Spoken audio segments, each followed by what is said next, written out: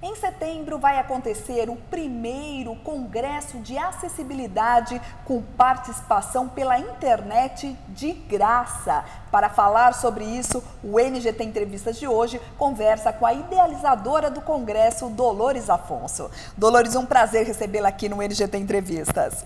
Viviane, prazer é todo meu. Nada me deixa mais feliz do que ter um espaço para falar sobre as pessoas com deficiência, sobre os direitos dessas pessoas e também sobre os nossos deveres na sociedade. Então, esse espaço que a NGT abriu para a gente, que você está trazendo aqui no seu programa, é fantástico. Eu agradeço muito de coração poder participar, poder contribuir um pouco. Não, sem dúvida, né? É muito importante que a gente discuta isso, porque na verdade aí 45 milhões de brasileiros têm alguma deficiência física, então é muito importante, são aí 24% da população, né? Então o Congresso de Acessibilidade é realmente aí um gancho muito importante para a gente discutir esse assunto, né? Quais são os temas que vão ganhar aí maior destaque, maior repercussão neste Congresso, Dolores? Olha, como você falou, realmente é uma quantidade de pessoas incrível, né? Quase 25% da população, né? 24% da população com algum tipo de deficiência, seja motora, seja intelectual, seja mental, auditiva ou visual. São muitas pessoas e são cidadãos, precisam ter o seu espaço. Então esse foi o principal foco do Congresso de Acessibilidade. Então a gente decidiu trazer para esse congresso uma série de informações que não são necessariamente ligadas à área da saúde ou trazer explicações de testes ou algum tipo de medicamento ou médicos. A gente queria tratar a vida, o cotidiano da pessoa com deficiência, fazer com que ele consiga superar os seus limites, as suas barreiras, as barreiras que a gente encontra na sociedade de uma forma geral, para que eles possam levar uma vida plena. Então a gente decidiu trazer diversos temas, por exemplo, vamos falar um pouco sobre carreira. Porque hoje você tem aquela visão de que o deficiente ele só pode trabalhar por cota, ou ele só pode entrar num concurso público por cota, e que ele é contratado porque as empresas são obrigadas a contratar pela cota e não pela sua competência, pela sua capacidade, pelas suas habilidades. E a gente sabe que todo ser humano tem as suas competências, tem as suas habilidades e que ele pode contribuir efetivamente para as organizações. Não apenas ser uma pessoa colocada lá num cantinho para fazer aquele trabalho que a empresa acha que ele pode fazer, que é capaz de fazer, sem utilizar essas habilidades, as inteligências que essas pessoas têm, como qualquer outro funcionário dentro da organização. Então, na verdade, nesse caso, Dolores, você não acha que falta aí uma visão para o empresariado, sim, né? Sim. E talvez até falta de informação, porque às vezes o empresariado não sabe, o empresário não sabe que ele contratando ali aquela pessoa, ele não vai estar cumprindo só a cota, aquela pessoa Exato. realmente vai contribuir muito aí para a empresa dele, não é? Exatamente, mas isso é uma visão histórica na sociedade, não é só no Brasil. No mundo, de uma forma geral, nós tivemos séculos, né, passados, não só que a gente conhece na escravidão e aqueles problemas todos, mas de se esconder a pessoa com deficiência, de se achar que essa pessoa com deficiência não era também um filho de Deus, como na área religiosa, se achar que eles podiam atrasar a sociedade. Então, teve época, há séculos passados, que os deficientes eram exterminados. Então isso foi evoluindo, claro, nossa sociedade evoluiu muito hoje, as pessoas têm consciência de que o deficiente é um ser humano, é uma pessoa como as outras, mas ainda há esse pensamento de que por ter alguma limitação, alguma barreira, que ele não vai ser produtivo. E é o que você falou, é a falta de informação. Né, exato, o preconceito ele é decorrente da falta de informação, porque quando a gente tem informação de que não só as pessoas são iguais, mas elas têm o direito a viver numa sociedade igualitária e que ela tem o direito a oportunidades iguais, porque esse é o grande X da questão. A gente observa que todo mundo tem os mesmos direitos, isso está na nossa Constituição Federal, isso é garantido por lei, as convenções internacionais de direitos humanos garantem isso. Só que na prática, dentro de cada um de nós, o ser humano não consegue praticar isso realmente. Ele começa a olhar com outros olhos, ele acha que aquela pessoa, por ter uma deficiência, essa pessoa não enxerga, ou enxerga muito pouco, ela não vai poder contribuir como eu aqui dentro da empresa. Como é que aquele cadeirante vai poder fazer o mesmo trabalho que eu faço? Ou como ele vai agregar valor aos nossos produtos, aos serviços, como ele vai atender um cliente? Então, tem ainda essa visão, um preconceito, mas que isso está mudando, isso está melhorando. Eu acho que a lei de cotas, apesar de ter muita controvérsia, muitas pessoas são contra, eu particularmente sou a favor, não de se pegar uma pessoa sem nenhum tipo de capacitação e jogar dentro das empresas, mas a cota, ela tem o objetivo de gerar a inclusão, de que aquela empresa possa perceber que contratando um deficiente, ela não está apenas fazendo o seu papel social, ela está também possibilitando à empresa que ela cresça, porque é um funcionário como qualquer outro que pode gerar produtividade, resultados com muita qualidade, como os outros funcionários. Então, esse é um dos pontos principais que a gente vai abordar no Congresso, falar sobre carreira, a gente vai trazer o Maurício Sampaio falando sua carreira além da cota, ou seja, para de pensar só em cota, vamos pensar como você pode se formar, se capacitar e levar para as organizações onde você vai trabalhar realmente qualidade no seu trabalho, conhecimento, informação. Então, isso é muito importante, a gente vai colocar. E também outras pessoas falando sobre mudança de carreira, porque tem muita dificuldade hoje do deficiente se formar, se capacitar. Quando o empresário chega para mim e fala assim, Dolores, nós não temos deficiente capacitado. Na hora que eu vou contratar, que eu recebo lá aquela quantidade de deficientes, eu não encontro ninguém que tenha a qualificação que eu preciso. Essa é uma reclamação mesmo do empresariado? É uma reclamação muito grande do empresariado. Ela não é sem fundamento, é verdade. Certo. A gente sabe que tem esse déficit, mas esse déficit não é só com a pessoa com deficiência. Nós sabemos que a nossa sociedade tem essa dificuldade de qualificação profissional, de desenvolvimento de competência. É um buraco de mão de obra mesmo que o Brasil passa, enfrenta, né? Porque a gente tem dificuldade na educação. Então isso começa lá atrás, não é agora, não é só no momento de arrumar um emprego. Na verdade, o problema começa lá na educação. Porque a gente sabe que a educação ela não é inclusiva ainda, por mais que o governo tenha seus esforços, seus projetos, a gente sabe que isso está acontecendo gradativamente, mas ainda tem uma educação realmente inclusiva. Então, esses alunos... E a gente encontra muitas dificuldades, né, Dolores? A gente estava até comentando sobre isso, né, antes do programa começar, que imagina, numa cidade grande como São Paulo, né, a gente encontra esse tipo de dificuldade. Mães aí que têm crianças, a gente citou um exemplo aqui, crianças com síndrome de Down, que não conseguem colocar os filhos para estudar em escolas regulares. Exato. Né? E um exemplo que eu tinha até conversado com você a respeito, a minha irmã mesmo tem um filho com síndrome de Down, hoje ele já é um rapaz, né, o meu sobrinho, e ela encontrou ao longo de toda a vida acadêmica dele, vamos dizer assim, a dificuldade de colocá-lo numa escola, de ser aceito. No Rio de Janeiro, isso. No Rio de Janeiro, que é uma grande capital. Claro. Então você vai à escola e não consegue, por mais que a escola seja obrigada a colocar o aluno lá, ela não está preparada para receber esse aluno. Então, não é nenhuma crítica à gestão escolar, isso é uma crítica ao sistema que a gente tem ainda atualmente. Porque, como eu tinha citado em um artigo recentemente, né, a diferença entre educação especial e inclusiva é que na educação especial a gente entende os alunos com deficiência como crianças especiais, que elas não são. São crianças como todas as outras. Que, na verdade, elas precisam de estímulo maior, exato, é claro. E quando você encara essa criança como especial, uma coisa é você achar o especial realmente naquele sentido de que a pessoa tem algo de incomum, tem algo de especial. Mas, na verdade, a gente está embutindo um preconceito nesse especial, porque a gente está dizendo que a criança é especial porque ela não é normal. Existe a criança normal e a criança especial. Então, essa criança especial é colocada numa escola dita especial para que ela conviva com os seus, apenas com outras crianças iguais a elas, anormais como ela. Né, que é uma concepção social. E, na verdade, não. Todas as crianças são normais com uma ou outra limitação. Uma tem uma dificuldade em matemática, a outra tem uma dificuldade em outra coisa. E, Dolores, e já foram feitos vários estudos que mostram realmente, né, que crianças com deficiência têm realmente um estímulo muito maior em escolas regulares, não é verdade? Muito maior, porque é um crescimento para os dois lados. Às vezes a gente pensa assim, não, Dolores, eu acho que tem que ter educação inclusiva porque é muito bom para a criança com deficiência.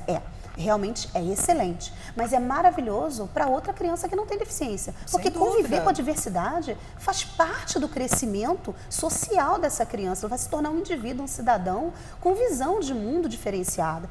Porque a gente observa, eu estava conversando esses dias com uma amiga, e ela falou assim, Dolores, quando eu estudava, ela tem cerca de 50 anos, ela falou, quando eu estudava, eu não convivia com crianças com deficiência. Então, quando a gente se torna adulto, a gente estranha. Então, não é bem só um preconceito, é simplesmente a falta de convivência. Então, quando você convive, está em sala de aula e vê que todos conseguem acompanhar o processo de aprendizagem, então, Isso é natural, se torna natural esse convívio. Só que há dificuldade nas escolas por falta de ferramenta, por falta de qualificação dos profissionais. E isso aqui a gente não está culpando o A ou B, a gestão escolar ou o governo, e sim o próprio sistema, o funcionamento atual, né, dessa situação. Então, a gente encontra essa barreira. E aí, isso se reflete lá na frente no mercado de trabalho. Claro. Quando a pessoa não consegue uma formação adequada, porque a gente não tem uma educação inclusiva desde da infância e até a educação superior. Eu falo que eu me formei na faculdade, fiz pós-graduação e tudo mais, mas é com muito esforço porque não tem acessibilidade nas instituições, nem na parte digital. Então, quando aquele profissional chega no mercado de trabalho, ele não tem nem aquela formação regular adequada que a empresa talvez procure e, de repente, também não conseguiu fazer um curso de qualificação profissional, ter uma formação específica. E quando chega lá na frente, ele é barrado porque ele não tem isso. Só que eu abordo com os empresários uma realidade como você citou. Isso não é a realidade só do deficiente, é a realidade do nosso mercado como um todo. Então eu digo, bom, quando você contrata uma pessoa que não tem deficiência, você também não encontra esse tipo de problema? Ah, Dolores, encontro. Então qual é a diferença? A diferença é o que você disse, a falta de informação. Então ele tem aquela visão de que com o deficiente é diferente. E na verdade não é, porque a gente quando vai contratar um funcionário numa empresa, a gente também encontra pessoas sem deficiência que não têm a qualificação necessária, que a gente tem que qualificar, tem que treinar, tem que preparar para o dia a dia. E isso acontece com todos os funcionários. Então esse é um ponto que a gente quer abordar tanto com o deficiente, para que ele se prepare melhor para o mercado, com as suas famílias, porque um grande problema é a superproteção. As famílias protegem, têm medo daquela pessoa sofrer preconceito, daquela pessoa sofrer um acidente, andar pela rua, as dificuldades que encontram. Então a família tenta proteger ao máximo realmente, né? E isso às vezes dificulta o desenvolvimento dessa pessoa na sociedade. Então a gente pretende abordar isso e também com os educadores, como eles podem melhorar essa educação inclusiva dentro das suas possibilidades. Porque mesmo que a escola não tenha uma capacidade infinita para receber esses alunos, ou o governo não tenha ainda um projeto que gere o que eles precisam, mas o que cada educador, dentro da sua escola, da sua profissão, pode fazer para mudar esse quadro. Então a gente vai abordar isso também. E as empresas, mostrando para elas que é possível. Não só é possível, como pode ser produtivo, lucrativo, rentável, pode gerar resultados para a empresa, ou seja, pode ser muito mais positivo do que aquilo que eles imaginam, que é só para cumprir a cota e não pagar a multa. Dolores, né? Aproveitando, eu queria que você desse então um recado para os empresários que, na verdade, dentro aí do site que você faz todo o cadastramento para o Congresso, você tem um link que dá aí um benefício aí para os empresários, né? Fala aí para gente. Por conta dessa dificuldade, muitos empresários procuram a gente, mostrando vagas. Olha, eu tenho tantas vagas, vocês aí no Congresso não tem ninguém para mandar para a gente e tal.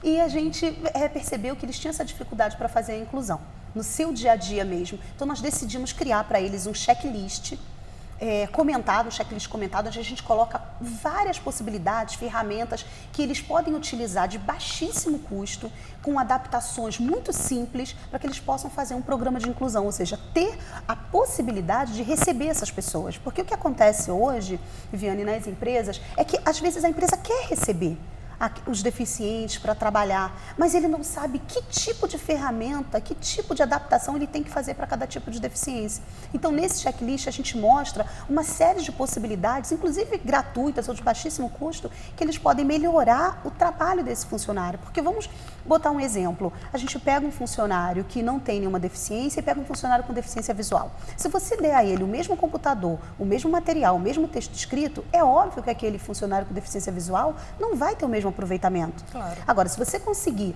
esse funcionário tem baixa visão, então nós vamos imprimir em fontes ampliadas, nós vamos utilizar QR Codes para que eles possam reconhecer, por exemplo, as pastas de um arquivo, ou vamos utilizar um leitor de telas, tanto para a pessoa que tem deficiência visual, quanto para quem é completamente cega.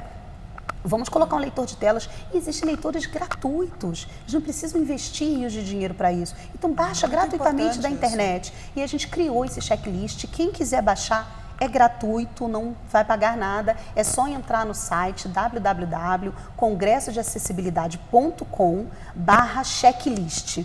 O .com não tem BR, tá, pessoal? Porque às vezes o pessoal tem dúvida, acaba digitando BR e não acha o site. É só .com/checklist. Aí baixa gratuitamente, ele já vai poder iniciar, esse empresário, esse profissional de RH, já vai poder iniciar o seu processo de adaptar um pouco as suas instalações, o seu funcionamento, os processos, para que essas pessoas possam gerar o resultado que a empresa precisa. Porque sem a condição necessária, porque os direitos são iguais, então o direito de entrar na empresa, de ter o seu emprego, está garantido. Mas não está garantido a ele a oportunidade de gerar o mesmo resultado que o colega do lado. Então, quando ele tem uma ferramenta que propicia isso, nossa, ele vai ter... Claro que a gente vai encontrar pessoas com e sem deficiência que podem não ter um desempenho bom, mas isso faz parte vida, do né? jogo.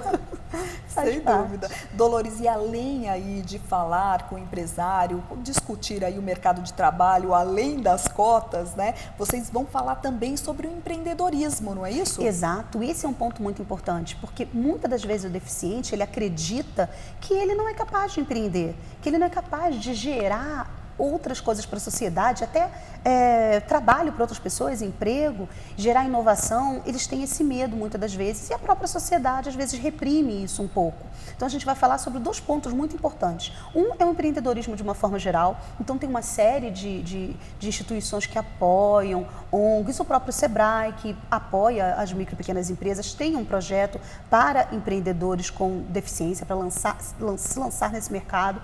Então isso é bem interessante, mas também a visão de que o empreendedorismo digital está surgindo com força total no mundo e no Brasil. Né? Até pouco tempo atrás a gente tinha só aquela coisa básica dos sites das grandes lojas, mas hoje a gente vê vários empreendimentos de grande sucesso totalmente digitais.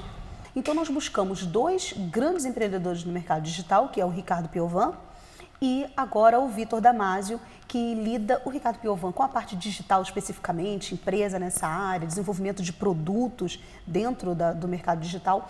E o Vitor Damasio é um especialista na área de se trabalhar com afiliados, que é um outro mercado que eu achei muito interessante, que eu até venho atuando nisso, que é você se afiliar a outras empresas, outros produtos, outros materiais e você trabalhar fazendo uma representação, só que uma representação digital, um pouco diferente da representação comercial que a gente está acostumado a ver no mercado. E isso tem gerado resultados fantásticos para as pessoas, inclusive com deficiência. Nós temos exemplos no Congresso de pessoas que atuam nessa área, como o Madison Barreto e a esposa, ela é surda e ele não, mas eles são casados e desenvolveram alguns produtos para pessoas com surdez. Então, eles desenvolveram o aprendizado de Libras e também o aprendizado de Libras para pessoas que não são surdas. Né? Desenvolveram esses 2 mercados e estão trabalhando de forma digital, ganhando seu dinheiro, tendo sua independência financeira, sua autonomia perante a sociedade. Isso tem sido muito positivo. E para mim também, o próprio Congresso de Acessibilidade é uma iniciativa de empreendedorismo digital, porque ele é totalmente online, é gratuito, então nós já temos milhares de pessoas inscritas no Congresso para participar, então são muitas pessoas realmente. E são informações importantes. E o mercado digital ele pode levar essas informações a mais pessoas. Isso é que nos atraiu muito. Porque hoje você quer desenvolver um congresso, vamos dizer, nós estivemos aqui numa feira de tecnologia e reabilitação aqui em São Paulo, mas acho que 90% das pessoas que estavam lá eram de São Paulo. Então, a feira é maravilhosa, o conteúdo é muito importante, mas atinge a um grupo pequeno.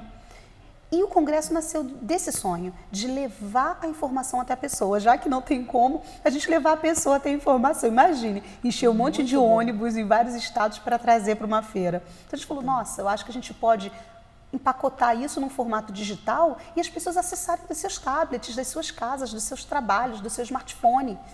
Né? E por isso a gente decidiu também fazer com que esse congresso fosse totalmente acessível, para que todo mundo pudesse usufruir, aproveitar dessas informações. Então, por isso que ele tem legenda, tem Libras, as palestras, audiodescrição e tudo mais. O próprio site tem um tradutor lá, ele marca o texto e aí faz a tradução de Libras.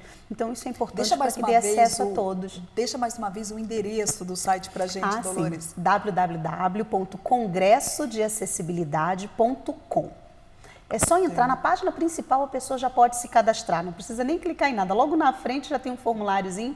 Se cadastrou, vai assistir gratuitamente, não paga nada, né? Pode entrar, assistir. Só que é importante lembrar que o evento vai acontecer do dia 21 ao dia 27 de setembro, que algumas pessoas estão se cadastrando e mandam um e-mail pra gente, Dolores, ainda não consegui ver a palestra. Eu falo, não, espera só mais um pouquinho que fim do mês você vai conseguir assistir tudo gratuitamente. Então, e os horários também, como o congresso online, os horários são mais flexíveis também? Nós temos vários horários ao longo do dia, porque a gente quis atender a vários públicos. Ótimo. Quem estuda, quem trabalha, quem está em casa. Então, a gente tem horário 9 da manhã, 11 horas, 14 horas, 16, 18 e 20 horas. Até a gente deixou até a noite, que o pessoal já está chegando do trabalho, quer assistir alguma palestra. E a gente dividiu também os temas para que a pessoa tivesse a oportunidade de assistir várias palestras, né? Só que a gente sabe, tem recebido muitos e-mails de empresas, de profissionais, de pessoas com deficiência que já estão adiantando para a gente que não vão conseguir assistir a tudo e que querem adquirir essas palestras. Então, pensando nesse público, a gente criou também o que a gente chamou de acesso total, que é o acesso por 1 ano a todo o conteúdo, porque o conteúdo ele vai estar disponível do dia 21 ao 27 gratuitamente, todo mundo pode assistir. Mas essas pessoas que não vão poder acompanhar, alguns mandam e-mail para mim ou me ligam, Dolores, eu vou estar viajando a trabalho, eu não vou poder acompanhar tudo, eu não posso comprar esse pacote e ver depois quando eu puder? Claro. Pode. A gente criou esse acesso exatamente para essas pessoas. Então, ela pode comprar esse pacote, ela vai ter 1 ano para assistir quando quiser, no horário que quiser, no dispositivo que ele quiser. E, além disso, a gente também está criando uma série de bônus para essas pessoas que venham a adquirir o acesso total, com palestras exclusivas, que não vão estar no congresso, que vão estar só para esse público. Uma série de bônus, livros, e-books, audiolivros, para levar mais informação, complementar, porque não dá para falar sobre tudo no congresso. Apesar da gente ter muitos temas, que você tinha me perguntado sobre os temas principais, a gente vai ter muitos temas, além de carreira, educação inclusiva, a parte de empreendedorismo que a gente conversou, nós vamos ter também uma série de outras áreas que vão falar sobre a qualidade de vida da pessoa, a sua preparação, comunicação, linguagem de sinais, a gente vai falar um pouco sobre esporte, moda, a gente está interessado em trazer algumas informações sobre moda, mas a gente não está com um palestrante especificamente nessa área, mas a gente está trazendo várias outras informações sobre moda, a gente está querendo colocar isso também no acesso total. É uma abordagem completa, né? E um completa. Conteúdo aí que, na verdade, aí olha quanta reflexão que vai gerar, porque é um período de 21 a 27, né? Sim, de setembro, mas depois disso, olha quanta discussão, quanto debate esse conteúdo que foi produzido nessa semana vai gerar. Isso é muito interessante. E o nosso blog vai permanecer no ar, ou seja, a gente continua postando informações, levando outras informações, artigos, textos, materiais para essas pessoas e a gente está aberto a todo tipo de debate. Tecnologia também, né? Aplicativos, aparelhos eletrônicos, o que pode ser utilizado desse meio? Eu digo que eu ganhei um iPad do meu marido há algum tempo, eu digo que mudou minha vida, sabe? Eu digo que foi um divisor de águas para mim e para ele. Imagina, antes ele tinha que pegar os livros para ler para mim, a grande maioria. Quando eu fiz a minha faculdade de administração, sou formada em administração, ele se formou junto comigo, porque ele leu mais de 40 livros para eu poder me formar para mim. Muito bacana. E hoje eu consigo levar isso para dentro de um tablet e ouvir. Consigo baixar um e-book, um audiolivro, comprar isso de uma forma diferente, num outro formato e usufruir disso sem ocupá-lo e também me dando autonomia. Dolores, isso é muito então, importante. Ou seja, essa realidade hoje, né, desperta aí uma esperança aí verdade, de que nossas crianças aí com deficiência futuramente aí terão assim uma facilidade de aprendizado e um acesso aí até a cultura, né, que a gente comentava aí, como é difícil o acesso à cultura, muito maior, né? Uma esperança a tecnologia aí. A tecnologia, ela muda o nosso dia a dia, o cotidiano mesmo, porque o aluno consegue, através de uma série de aplicativos, de programas que você pode utilizar, tanto num computador, num notebook, como num tablet ou num smartphone, diversos tipos de adaptação, como o leitor de telas, por exemplo. Hoje eu utilizo o VoiceOver, que é o leitor de telas que tem no iPad e no iPhone, e eu consigo ler livros, eu consigo fazer uma série de atividades. Existem muitos outros aplicativos e software que são desenvolvidos por diversas empresas para diversos tipos de deficiência. E ele pode utilizar isso tanto na educação. Há pouco tempo eu estava vendo uma reportagem da APAE mostrando um aplicativo que eles estão usando para crianças com deficiência auditiva ou deficiência intelectual, em que o aplicativo fala por eles. Então ele quer ir ao banheiro, ele marca e o aplicativo diz: quero ir ao banheiro. A professora já sabe. Em outros momentos, ela diz, nossa, aqui na nossa instituição, a gente tinha crianças se jogando no chão, chorando, porque não conseguiam se comunicar com o professor. O que ele quer? E o professor ficava, meu Deus, como é que eu vou ajudar? O que esse aluno quer? Ele está fazendo birra por quê? E no fim, ele precisava ir ao banheiro, né? E se sentir envergonhado de, às vezes, a pessoa não entender e ele acabar fazendo nas causas, vamos dizer assim, né? E passar essa vergonha perante os coleguinhas. Então, dá uma qualidade de vida, uma autonomia para essa criança, para o adolescente e para o profissional. Sem dúvida. Dolores, nosso tempo acabou. Eu queria muito agradecer sua entrevista, a sua participação aqui no NGT Entrevistas e, por favor, mais uma vez, convide aí o telespectador do NGT Entrevistas para participar aí do Congresso de Acessibilidade, que vai ser aí via internet entre os dias 21 e 27 de setembro. Exato. Viviane, eu que agradeço pelo espaço que vocês estão dedicando a essa notícia, a essa informação, que eu acho que é muito importante levar essa informação às pessoas. Eu convido a todos os telespectadores da NGT e do seu programa, da NGT Entrevista, porque esse espaço é maravilhoso e é muito importante que as pessoas tenham acesso à informação.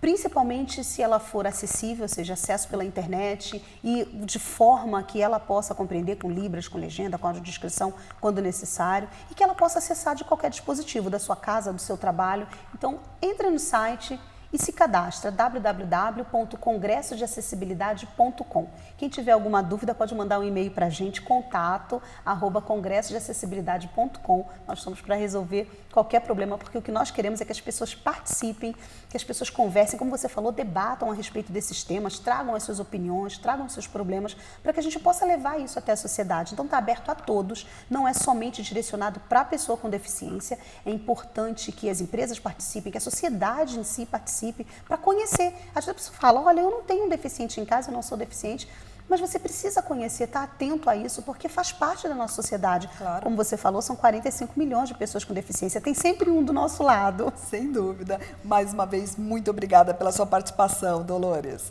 Que agradeço.